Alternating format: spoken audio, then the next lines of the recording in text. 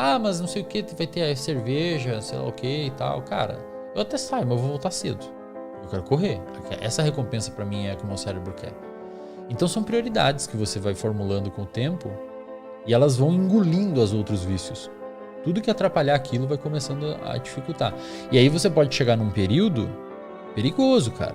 Que é o quê? O cérebro quer esse, não esse aqui. Mas é porque ele tá desregulado, né? Você tem que começar a educar que esse daqui, esse 10 aqui, é um valor subjetivo. Você pode propositalmente aumentar isso aqui para 20 mil. O que caracteriza um vício? Tipo assim, psicologicamente falando, a definição de vício. Um comportamento. Podemos caracterizar o vício como um comportamento que se você não fizer tem abstinência, ou que você precisa aumentar as doses daquilo para ter o mesmo efeito.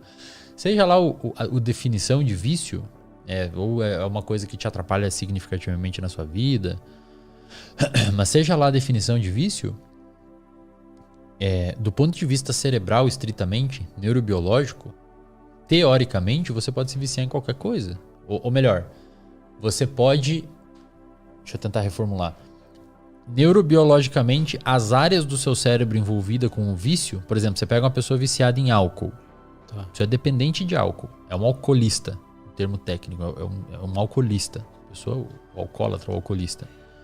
Você vai olhar o cérebro dessa pessoa, ela tem um aumento de atividade de uma região chamada de núcleo accumbente, que é o sistema de recompensa, quando ela detecta no ambiente alguma ideia que lembre a ela álcool. Então você pega um alcoolista, coloca aqui, bota uma máquina de ressonância magnética na cabeça. Você pega uma latinha de cerveja e bota na frente dela, o sistema dopaminérgico dela vai aumentar a produção de dopamina antes dela beber o álcool. Uhum. Esse aumento de produção de dopamina faz ela ter motivação para beber o álcool. Perfeito? Tá. Então ela tem um sistema dopaminérgico desajustado.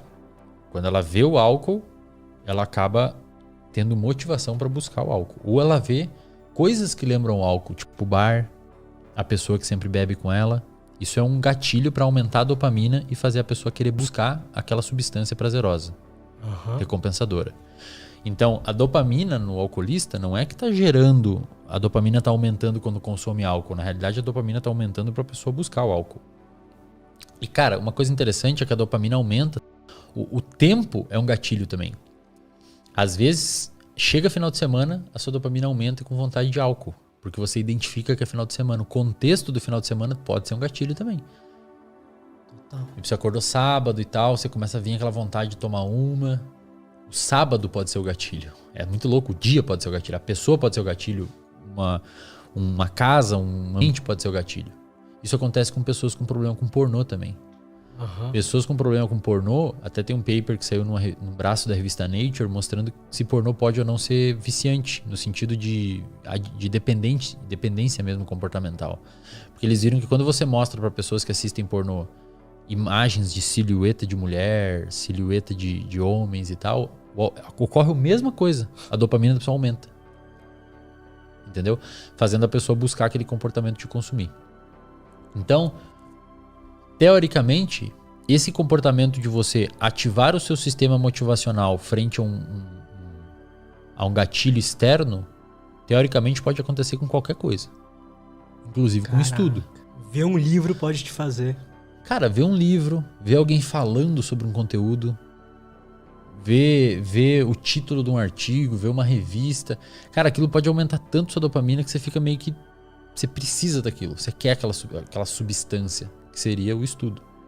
Isso pode acontecer com corrida. Tanto é que quando você pede para pessoas se imaginarem, atletas profissionais se imaginarem correndo e tal, geralmente a dopamina deles aumenta pra caramba. Quando eles se imaginam no parque, no lugar, na academia.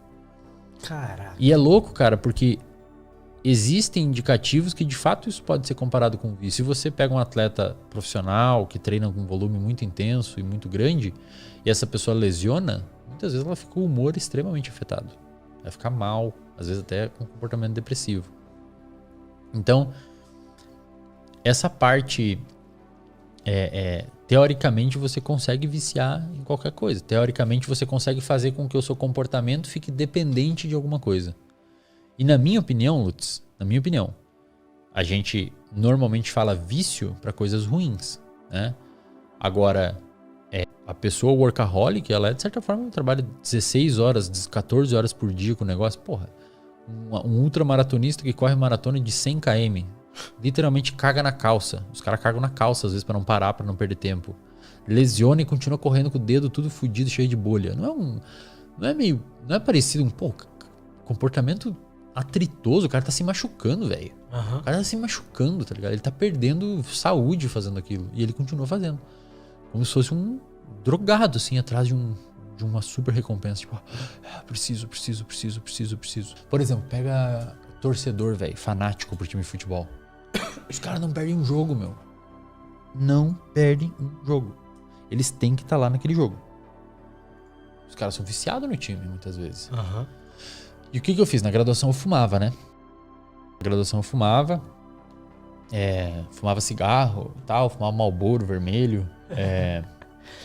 Bem no início da graduação. E aí eu comecei a correr. Mais pro final da graduação eu comecei a correr. E o que eu fiz? Eu basicamente troquei o vício do cigarro pela corrida. Por quê? Em algum momento, o comportamento de fumar estava impactando a recompensa que eu estava obtendo na corrida. Então eu corria e continuei fumando. Só que, cara, em algum momento eu não conseguia mais evoluir na corrida. E eu queria.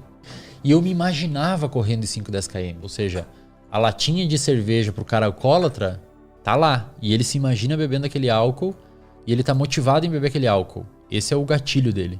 O meu gatilho era os 10 km.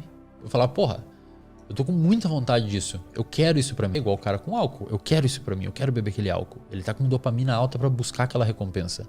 E eu era a mesma coisa, só com corrida. Eu falava, cara, eu quero correr 10 km. Eu quero aquilo pra mim. Eu quero conseguir terminar os 10 km. Eu me imaginava terminando os 10 km. Cara, hoje em dia, às vezes eu corro e me imagino terminando o Ironman que eu quero fazer. Eu me arrepio correndo, cara. Me dá um arrepio, me dá um negócio assim, sabe? É muito foda. Cara, muito louco. Muito assim. louco. É muito louco. Muito foda. E aí eu me imaginava correndo e tal. E uma hora eu comecei a ver o cigarro como nocivo. Era nocivo pra mim. Porque você conseguiu linkar que aquilo tava atrapalhando você Exato. passar os 2 km. Exato. E aí eu comecei a ver o cigarro como uma substância que estava atrapalhando a formação de uma outra recompensa. Então uma recompensa se sobrepôs a outra. É uma recompensa maior, né, na sensação. Exato. O cigarro ele é mais apelativo no início, porque é uma substância que você bota ali e aumenta a sua dopamina. Se liga em receptores nicotínicos, acetilcolina, que aumenta a dopamina. Então é muito mais apelativo. A corrida aumenta a dopamina e aumenta uma série. Você consegue ter um barato induzido por corrida. Óbvio, isso as pessoas têm que começar a entender, Lutz. Você consegue ter baratos induzido por comportamento, sabe? Você trabalhar e terminar o dia e fechar a agenda e... Porra, aquilo te dá uma sensação boa. Você sair com a pessoa que você gosta, aquilo te dá uma sensação boa. Você fazer uma benfeitoria, aquilo te dá uma sensação boa. Você correr, te dá uma sensação boa. Você treinar, terminar aquele treino suado, exausto, vai pra casa, toma um whey, aquilo te dá uma sensação boa. Então, você consegue induzir baratos, tipo assim, uma vibe por meio de comportamentos. Inclusive, um dos comportamentos que mais induz barato é o jogo, o comportamento de jogar. Pensa, o jogo é muito fácil se viciar em jogo de azar. Sabe? E ninguém tá tipo botando droga na cabeça, entende? O cigarro é uma substância química que você botou. Ele é muito apelativo, você aumentou artificialmente neurotransmissores. A corrida, você dá uma corridinha, aumenta um pouco. Nunca é perto de um cigarro, de uma cocaína, de um álcool. Então por isso que pessoas que têm esses vícios apelativos dificilmente sentem prazer com esses comportamentos. Que digamos que o cigarro aumenta 100 dopamina, a corrida aumenta 10. Se você usa cocaína, aumentou 1000 dopamina. A corrida aumenta 10. Olha a diferença, velho. Seu cérebro quer esse, não esse aqui. Mas é porque ele tá desregulado, né? Você tem que começar a educar que esse daqui, esse 10 aqui, é um valor subjetivo. Você pode propositalmente aumentar isso aqui para 20 mil. Entende? Para mim, hoje, a corrida, ela tem um valor maior que muita coisa, cara. Tipo assim, te entendo. Eu não quero sair, se eu tiver que fazer 20k no outro dia, 10k no outro dia, eu não saio na noite anterior. Ah, mas não sei o que, vai ter cerveja, sei lá o que e tal. Cara, eu até saio, mas eu vou voltar cedo. Eu quero correr. Essa recompensa pra mim é a que o meu cérebro quer.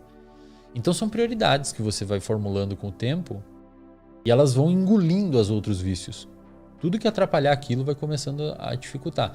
E aí você pode chegar num período perigoso, cara. Que é o quê? você não sai mais com seus amigos. Entende? Tudo é uma faca de dois gumes. Não existe fórmula. A galera me pede umas fórmulas, a galera me pergunta, Resden, como é que eu faço isso? Como é que eu faço aquilo? Tudo é uma faca de dois gumes, cara. Tem um momento que você pode recompensar tanto o exercício e a corrida que você deixa de sair com seus amigos, que você não vê mais ninguém, que às vezes você não trabalha, você só pensa naquilo, gasta todo o seu dinheiro com aquilo, você não faz planejamento. Então, a linha entre o saudável e o viciante, seja para comportamentos de substância, seja para comportamentos de trabalho, corrida, etc., ela é muito tênue. Tem que ficar muito de olho. Muito de olho. Então você consegue criar uma dependência em comportamentos também. Total. Alguns comportamentos a sociedade valida e paga para você por aquilo, como por exemplo trabalhar. Alguns não, como por exemplo usar droga. Mas teoricamente, um usuário de droga e um workaholic é o mesmo sistema que está operando dentro da cabeça dele.